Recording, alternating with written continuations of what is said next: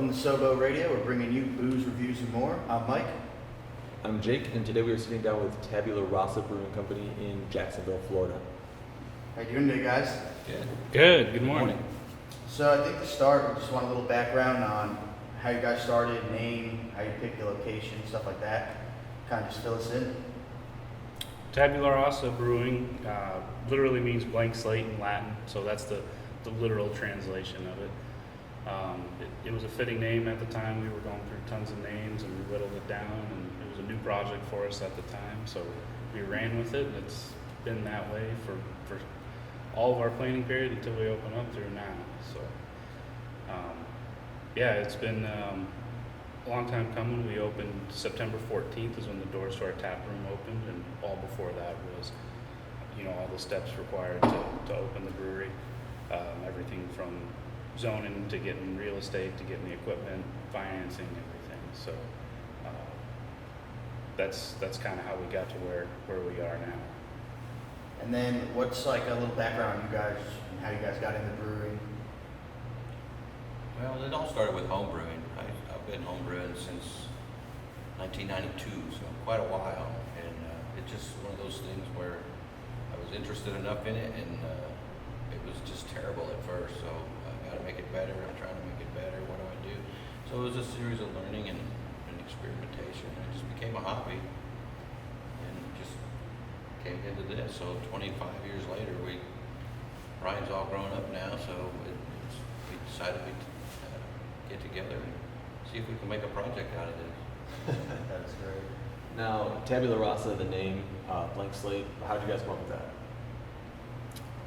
It was something where it was on a list. I mean, it was a term back from a long time ago when I was in high school.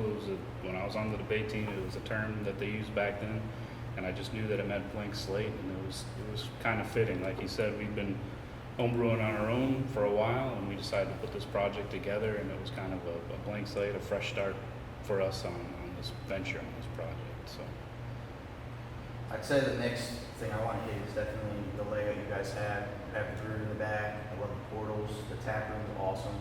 You have a great atmosphere in here. Was there anything that you wanted everybody to see the back end? And I'm assuming that's kind of why the portals are there. But it was just planned, or someone came and did it? Was that you guys? Well, in our process of looking for properties, we've gone through all kinds of places. And this one, it used to be an art studio.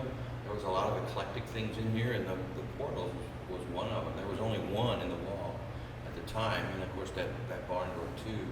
And this area here was the office for the art studio, and so it had some of the eclectic things from the man that owns this place is an artist himself. So it just had that in it, and when we saw that would be a really nice touch to keep if this were to be a tap room. And Jackie, my wife, and his mother, she's an interior designer, and she loved it. So she kind of put this all together and got together with the owner, and he did have some more of those. So when we had to build this out, we incorporated those into the design, and that's how it came to be. So with you guys opening up September 14th there, almost a year in, when you talk about like building a brand for a brewery, like what avenue are you guys going down? I know you're big on building the community. You have such a fun space. What inspires you for that kind of stuff? just starting out, and yeah, getting our brand out there is what we're working on. And the first big challenge was just getting the doors open. We wanted to open with our own beer, so we were able to do that. We're fortunate enough to do that. Getting everything going, we opened with four taps of our own beer, because that's what we have fermenter space for, and now we have 8, and if you look over there, we got another 16, total of 16, sorry. So just recently, starting in February, we've gone out and partnered with Champion Brands to be in distribution, so we're slowly building our brand through distribution as well, kind of in the Jacksonville and St. Augustine area, getting the product out there, getting people to like it. But really here in the tap room, the focus, like you said, is there's something for everyone. The outdoor space is great for people with pets, or people if they want their family out there to have a picnic. That we do trivia night in here on Thursdays, or bingo on Tuesdays. So just a kind of a gathering place in the tap room, no matter what your pleasure is, basically. The outside space is awesome. We're definitely gonna get some shots and put that somewhere in the video because you guys have such a big space back there and you're able to do so much, I'm assuming, with it. Would you say that during the day you're more like family oriented and then at night it gets to, or is it always just family oriented in here? Is it, can you have, how's that work? Are you allowed to have kids in a brewery at certain times or? Yeah, people bring their family in here all the time. It's expected, really. It's kind of part of the culture. The craft beer culture includes that. So we do too. So how many beers do you guys have right now? Eight right now on tap. Okay. Do you have a favorite or one that you know you finished it and you're just like, man, I crushed that one? We get that question all the time. I never have a true favorite. I go through phases, I'd say, or whatever's tasting good right now. But sometimes I'm feeling IPA, sometimes I'm done with IPAs, wanting something Belgian or something like that. So I don't have a favorite. No. How about you, Randy? I think Corpus Street Cream Ale is my all-time favorite. That's the one I worked the hardest at to get to be something you can drink. Yeah. And it's lived a long time. So here it is. That's awesome. I'll have to give it a try, that's for sure. So you guys are coming up, the Brewers Festival's coming up, you guys gonna be at that? Tell us a little bit about what you're gonna be doing. Just gonna be out there doing some beer samples or?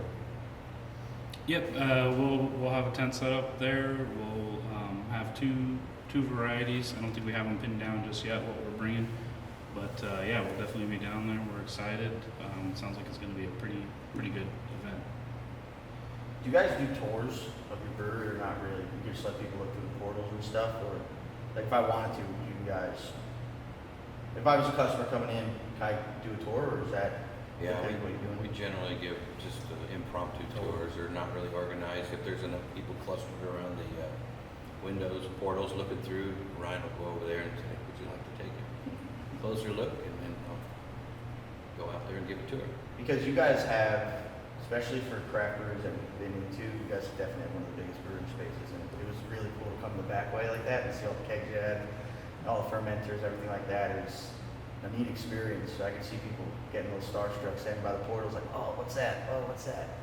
So that's something that I think also helps you build the atmosphere a little bit because everybody can kind of see where it's coming from. They can see what they're drinking and how it was made. I think that's a huge part of the, not the industry's craft brewers, but the community, as you guys said too. So Yeah, people like to see. I mean, that's part of the beer culture. I mean, people like to see the equipment. It's fun. It's shiny. There's always different sizes and shapes of stuff. So that's why we wanted those windows there. And like you said, if someone's interested, we'll always, if we can, or as long as there's not something going on back there, we'll give them a tour around the place, show them everything we do, what's going on, what everything's meant for, etc.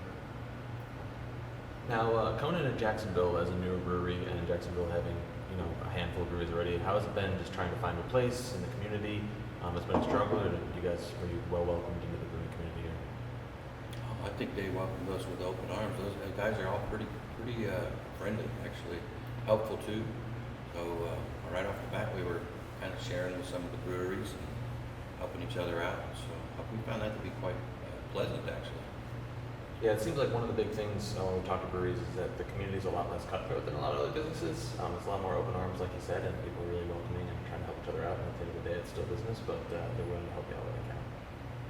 We found that definitely. So you guys bring in food trucks, and I know you have the fire pit back there, cornhole. You bring in food trucks for every night, a couple nights a week.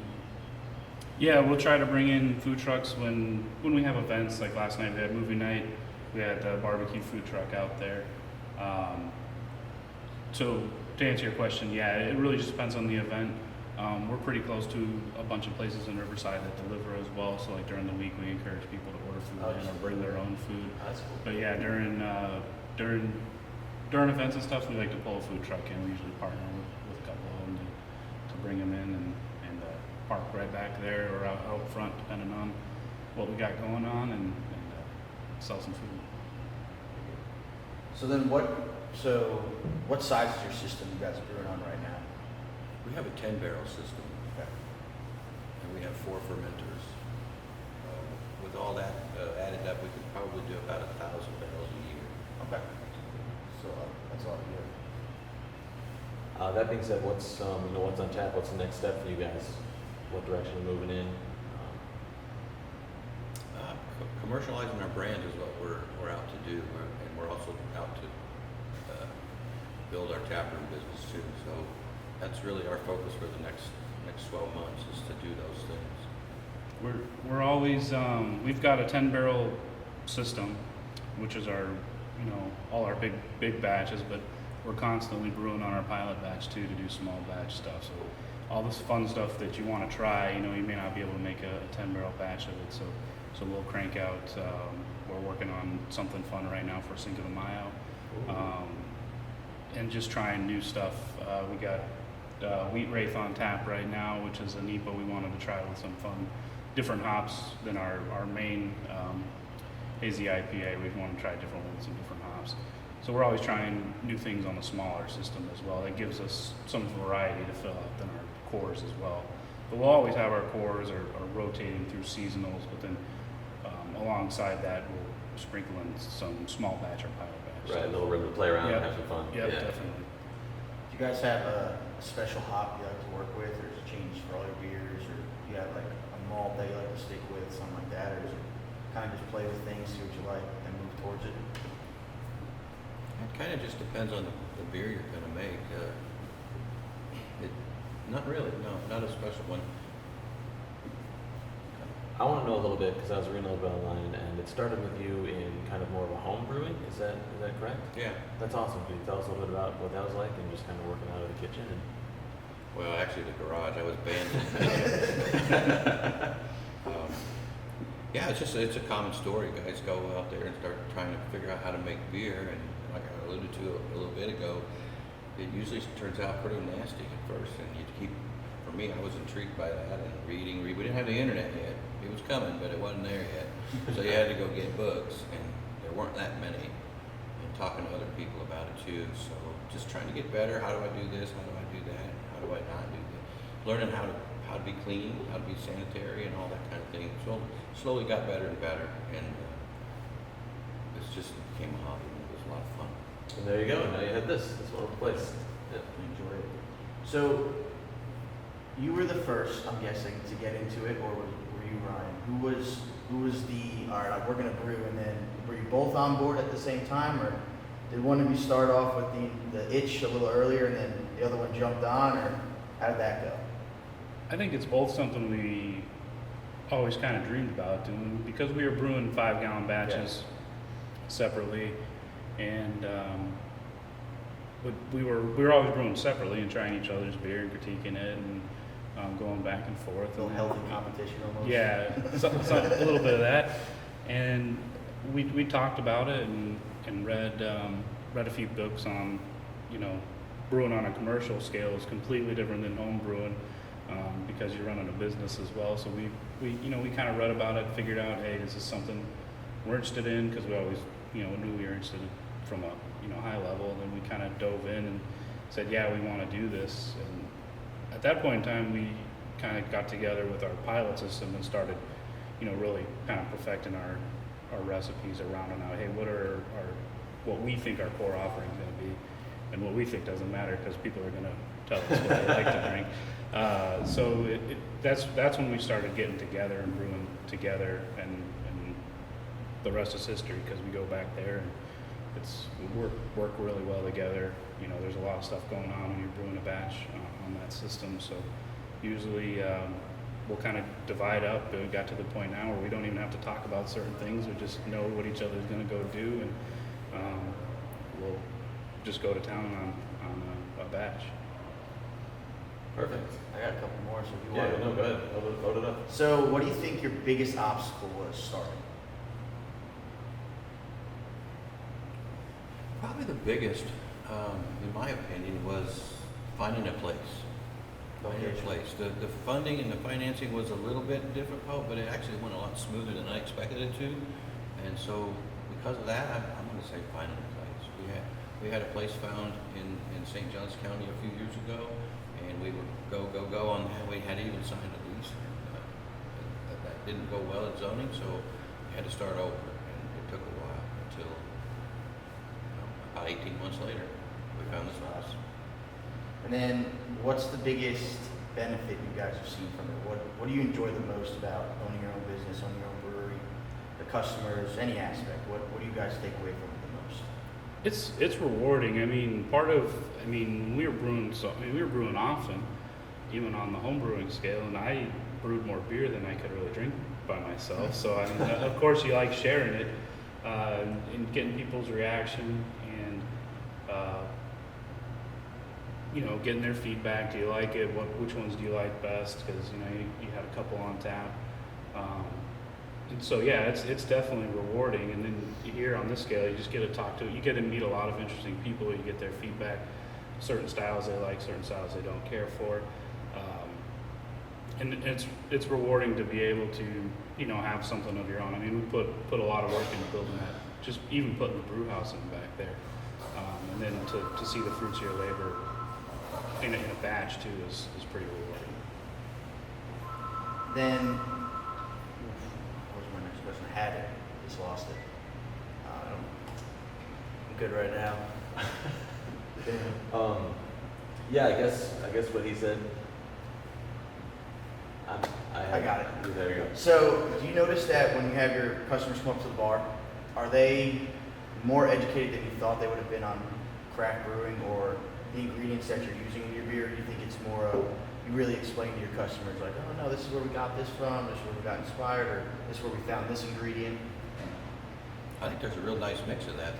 There are let's just call it 50-50. About half of the people are into it and they know and like, and they ask questions based on their already having knowledge, and then there's others that really are interested in how this comes to be, especially when you give them a tour. Yeah. You can see on their faces, well, that's interesting. Give them a little spark. That kind of thing, and then the guys who already know brewing are equally engaged because this is fun stuff back.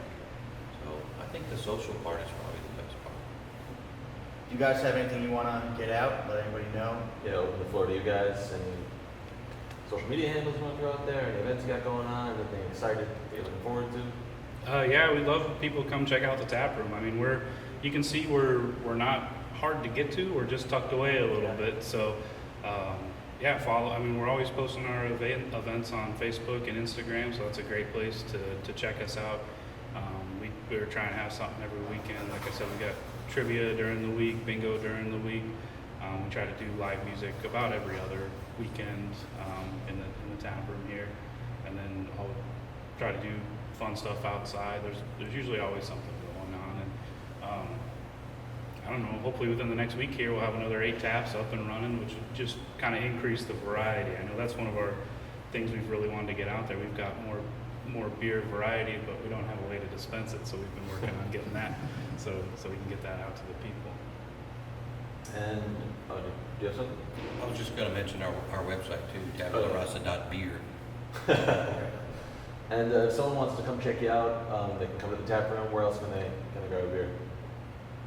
A couple different places. The list is always changing, so I'm hesitant. And you know how bars and tap rooms are. They're all, whatever they have next on tap. So like I said, we're distributed through Champion Brands. We've been on tap at V Pizza around town. A lot of the local Riverside and St. Augustine bars as well. So the list is growing as well. So we're flattered every time someone tags us that they put us on tap.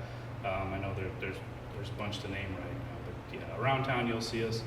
Tabula Rasa Brewing, it's got a black tap handle, and we have a couple varieties out there. So hopefully people get to try our. And then you guys do growlers too as well, right? Can growlers and That's right. We do growlers and crowlers, and we do bomber cans too on unlimited release basis. So everybody can come in here, get what they want, and bring it on home. Yeah. Yep. Not bad. Awesome. Well, Randy, Ryan, I Yeah. think we appreciate you having us in today. We really enjoyed it. Learned a lot about you guys. I hope everybody else gets down here and tries it out. Comes checks out the atmosphere. Yeah, definitely, guys. Tabula Rasa Brewing, Jacksonville, Florida. If you haven't been here, get down here and test it out. Come say hi to these two wonderful gentlemen. Grab a beer, and as always, drink local.